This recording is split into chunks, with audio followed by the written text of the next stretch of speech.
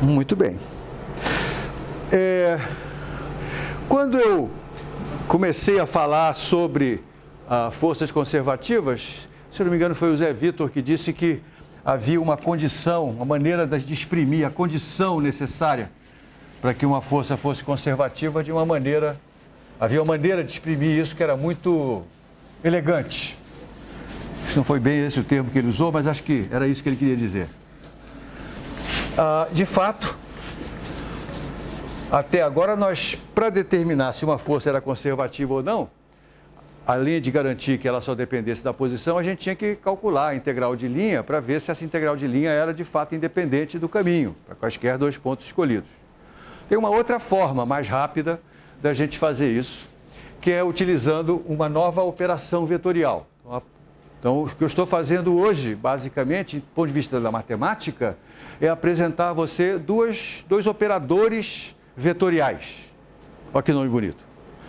Muitas vezes chamado operadores diferenciais vetoriais. O primeiro deles é o gradiente. Aqui está o gradiente. O que é o gradiente? O gradiente se aplica a uma função escalar de muitas variáveis e resulta um vetor cujas componentes são as derivadas parciais dessa função escalar, derivada parcial em cada uma das suas variáveis livres, né? Agora eu vou definir o que é o rotacional de um vetor. Eu não vou dedicar muito tempo a justificar essa definição, mas você pode intuir, até pela leitura do nome, que isso deve ter alguma coisa a ver com rotação, né? De fato tem alguma coisa a ver com rotação. A gente pode mostrar, num outro contexto, não aqui, que quando eu tenho, por exemplo, um campo de velocidades, ou seja, um fluido, e eu posso determinar a velocidade de cada um dos pontos desse fluido. Quando o rotacional do campo dessas velocidades é diferente de zero, significa que esse fluido tem um certo movimento de rotação. É daí que surge esse nome. Se alguém quiser informações mais detalhadas sobre esse operador, assim, do ponto de vista de um físico, eu recomendo um livro chamado, o título dele tem em português, Eletricidade e Magnetismo.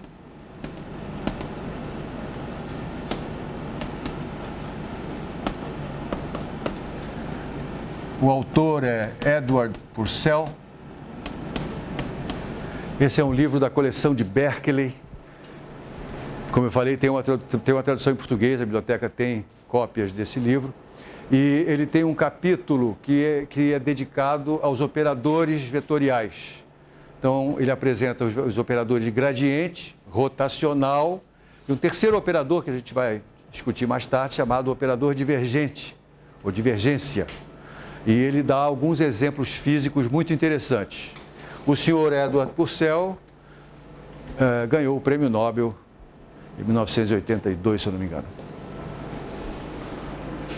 Ele é também o autor, Yuri e Giancarlo, do texto sobre vida num meio com um número de Reynolds baixo.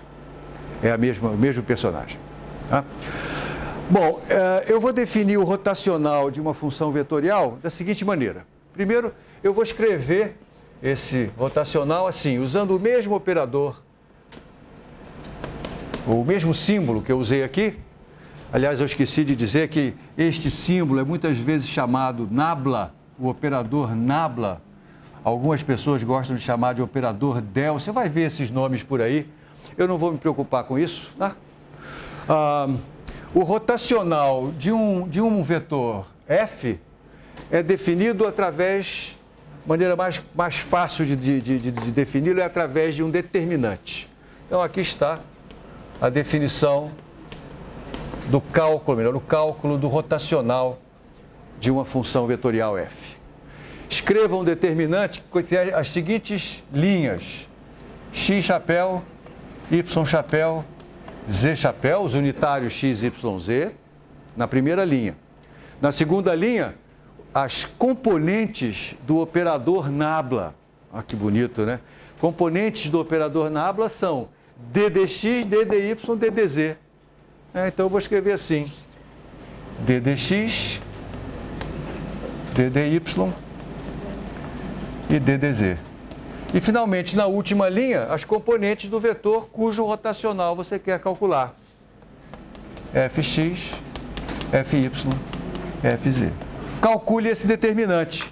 O resultado é o rotacional desse campo F. Eu vou escrever uma das componentes. Por exemplo, a componente x chapéu, a componente na direção de x. Como é que é calculado? Lembre lá do cálculo de determinantes que você aprendeu em alguma hora na vida, suponho. Tampo x, né? Tampo x e aqui, não é verdade? Cuidado com o y, que aí tem que inverter, né? Aí o z volta. Então o x vai dar ddy fz. Então eu estou derivando a componente z com relação a y e dela estou subtraindo a derivada da componente y com relação a z. Essa aqui é a componente x. Você pode se divertir escrevendo as outras. Tá? É uma regra de como operar. Mas por que isso nos interessa? Isso nos interessa porque, para a gente descobrir se uma força é conservativa ou não, a maneira mais rápida de fazê-lo é determinando o seu rotacional. Então, para uma força ser conservativa,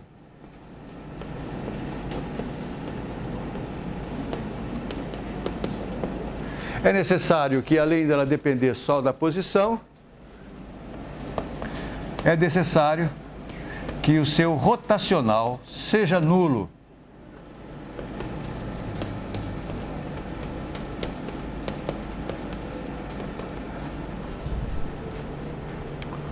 E aí está. Então, ao invés da gente sair calculando integrais de linha entre duas posições genéricas sobre qualquer trajeto e mostrar que o resultado não depende do trajeto, que muitas vezes pode ser penoso, é muito mais simples nós tomarmos o rotacional da força e descobrir se ele dá zero ou não. Se ele deu zero, então trata-se de uma força conservativa.